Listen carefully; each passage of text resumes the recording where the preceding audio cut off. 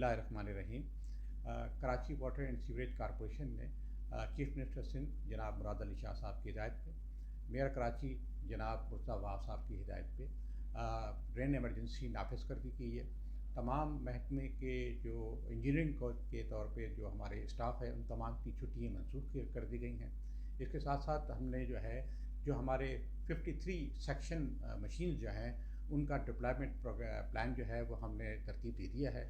आज रात से ही और कल सुबह से ही वो हमारी 53 जो सेक्शन मशीन्स हैं वो तकरीबन 30 जगहों के ऊपर, जो कि जिन जगहों पे हमें ये मालूम है और ये स्टडी में है कि यहाँ पे पानी जो है वो जमा हो जाता है और पानी जो है वहाँ पे फ्लडिंग की सूरत में आ जाता है, उन जगहों पे हमारी जो 53 सेक्शन मशीन्स जो हैं वो हम डिप्लॉयमेंट प्रोग्राम के तहत हम कल से डिप्लॉय कर देंगे। और Karachi water and sewerage corporation का जो स्टाफ है, स्पेशली जो सीवरेज का स्टाफ है वो अलर्ट है। हमारी जो सीवरेज के पंपिंग स्टेशंस हैं उनके ऊपर जनरेटर सेट मौजूद हैं, वहाँ पे डीजल जो है वो पहुँचा दिया गया है।